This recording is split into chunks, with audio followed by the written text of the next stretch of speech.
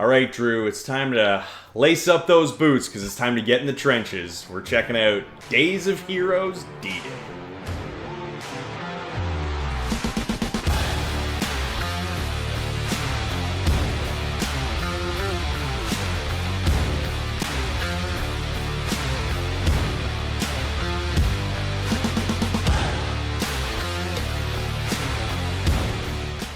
Drew, this week we're on Steam VR and we're checking out Days of Heroes D-Day. This is a kind of World War II simulator essentially, and this one's actually pretty cool. I haven't done a ton of VR games, so this one's kind of new. This whole world's new to me, but I'm definitely enjoying it so far. It's a kind of a cartoony graphic style we got here, so it's not, it's not a full-blown simulation here as far as what it feels like for the World War II. It's a little cartoony. There's kind of a lighter vibe to it, but by no means is this an easy game. I thought this one was actually pretty difficult, especially to start, because VR controls are, they're still new. Whether it's new to me or new to just the gaming world.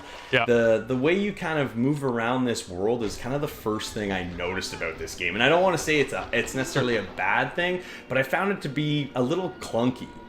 No, I think you're right. When it comes to the world of VR and movement alone, no one has actually figured it out properly, I don't think, right? I think Half-Life Alyx probably did it about the best we've done, but that was a teleport system. So a lot of companies, a lot of devs will go to this teleport system. Here in D-Day, we are actually moving, like we're walking in the game. And the problem with that when you're in VR is that you get the sense of disconnect because you're not physically moving, but yet your character within the game is moving. So to get past that comfort level, I found myself actually having to play later at night when I've had, I guess, more food in me to kind of handle the feedback of it all, right? So if I play it early in the morning, dude, I can feel I was playing early in the morning and I'd have to leave early. I'd only maybe get half hour in and I gotta bounce out. But to get into the game and then later at night to play it, I can be there for a while and get a few more missions accomplished. And the missions aren't long. They're like 10 minutes maybe at the most, but it allows you to get in, have a good time, and have some fun when you're kind of shooting the enemies and handling these guns. And the tutorial for me, I think, is kind of where things started, and I was a little unsure at some of it. Some of it's pretty basic, straightforward, and the other things I just like, what's going on here? Why am I supposed to be doing this? Then you get your guns and then your mission starts, but there's no real deep story. You're just in this cartoony polygon-esque feel of a game, and you're out and about shooting things and reloading your guns, and you're sniping. I think sniping, as fun as sniping is in VR, man, it is tough. Yeah, it's definitely difficult. There's 26 missions total here. Like you said, they're about 10 minutes long, so you could cruise through quite a few, as you go. There's 3 difficulty levels to choose from. I played on normal for a good chunk of it. There was a couple missions I actually switched to easy because I found kind of difficult to get through. The Omaha Beach mission where you basically just have to run off the boat and try to get to that trench, that first checkpoint, I did like probably 10 times. I was ducking all over my room trying to hide from the bullets, but I couldn't get away from them, man. So as soon as I put it down to easy, I was able to kind of traverse it a little bit nicer, but I still had a tough time. So it was probably more me than anything else, but it wasn't necessarily easy. I found, I've played a few VR games where, guns are a part of it, and they're very realistic in the sense of, how to load the weapons, and there's just, this game didn't necessarily have maybe as many aspects to that as I would have liked, but it is a simplified version of what we're playing here as far as a shooter is concerned. It's meant to be light, it's meant to be easy to pick up and kind of understand. There's tons of different weapons you kind of come across throughout the missions here. You get to use a little bit of everything, whether it's pistols, machine guns, like you said, sniper rifles, where you're aiming down that scope. But let me tell you, I didn't realize my hand shook so much until I'm looking down that scope and it's just going wild, right? And it is still a lot of fun, and the fact that you can pick up a bazooka and blow up a tank, or I was using an AA gun to take down planes. Like, there's a little bit of everything here. So this game covers it all, but I did find, again, it's just the movement is really where it kind of held me back. I felt like everybody else that I'm playing with, all the guys on the squad here are running, and my guy feels like he's in just mud. But I'd understand, you know, if I'm moving faster, I'd probably get sick playing this game, right? So I understand why there is that kind of, you know, notch down on the speed. But it's just, I don't know, it just was kind of frustrating. I wanted to move faster. Maybe that's the Call of Duty in me speaking, right? I want to do a power slide, you know? But I mean, it's just, I did really enjoy this game, but there were some bugs. I don't know about you. I definitely ran into some graphical glitches, whether I be, you know, clipping through certain things, or, you know, you'd see guys run through just you know, parts of the map. It was a little difficult. Exactly, right? Yeah, sure. No, so you're talking about that Omaha Beach one.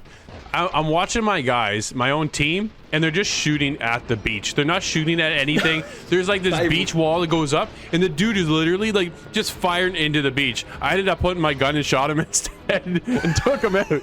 I probably shouldn't have done that. I could have used him, but he was just shooting at the sand. I'm like, you're not doing anything. I was down a man, but either way, to move forward, it was a cool experience. But yeah, like I found the enemy themselves were just kind of there to shoot at, right? Like you didn't get it. I did die a few times, there's no doubt about that, and I had to restart the mission. And I found it hard to actually figure out who was on my team, because sometimes the enemies would start to swarm in. I'm like, okay, cool, get around you. Exactly. But then I was like, oh, are they my team, or is that the enemies that I'm shooting at? Who am I shooting at? And I couldn't tell the difference. Realistically, cool. Game wise, it kind of sucked because I didn't know who was shooting. So if I shot my own guy, my bad. But you know what I mean? Like you couldn't tell the difference. So it definitely happened. No, for sure. Corey, in a lot of first-person games in VR, you actually hit a button and duck. And in this one, you don't. You need to physically duck. And I think that's one of the advantages of VR, is to get you more immersed into the game. So when you need to duck behind cover, you actually have to physically move instead of just stand there and flick a button. But sometimes it doesn't always work that way either. No, it doesn't. You know what? I appreciate the level of immersion here, as far as, you know, ducking behind haystacks, or, you know, deking behind walls to stay away from that gunfire.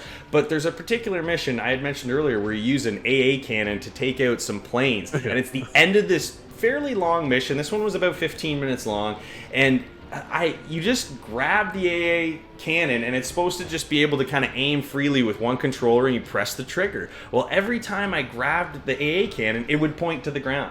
Every time. Whether I moved my hand, no matter where I was. So I figured maybe I should sit down, then get lower, and see if I can actually get the angle I need to point it in the sky, because I couldn't even get it past halfway. So I'm not gonna lie, it was probably 20 minutes. My teammates are just standing there watching me, and I literally had to sit on the floor in my room with the controller as low as I could physically get it, and it still get tracked by the sensors.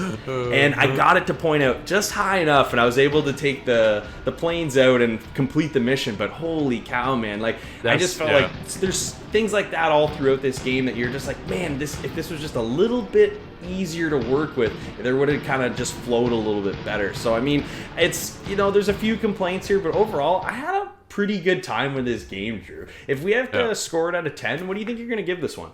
Oh man, you know, I had a good time too. I like that it's lighthearted in a sense, right? We are talking about such a pivotal time period, and a lot of games like Call of Duty or games along that line will go and focus on the realistic aspect of it. But because they brought it to VR, it was nice to see it's more lighthearted. It allowed you to get in 10 minutes, finish a mission, and then get out. So you're not so hit hard all the time with all this, you know, gun and gore and all that kind of stuff. So the fact that it was light, I like the controls. The sniping was a lot of fun, but yeah, you find out how wiggly you really are when you're in that sniper mode, man. All in all, for me, good time. Definitely recommend checking it out. I'm there, 7.5. All right, you know what? I'm just a little bit lower than you. I can definitely agree on most of those points. I think there was just a few control issues, whether it was me or my controllers, or, you know, just there's a few variables at play there. But there's just, you know, the experience could have been a little bit smoother overall. But I like the fact that there's so many missions to choose from. There is some replayability here with the different difficulty levels. It would have been kind of cool to see some sort of co-op or multiplayer aspect here. But, I mean, overall, it's a pretty solid game. The missions are a lot of fun, a lot of guns to go through.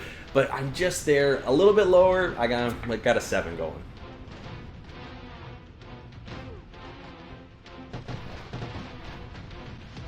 fun gameplay with great weapon variety and plenty of levels to choose from may help you overlook some of the glitches along the way.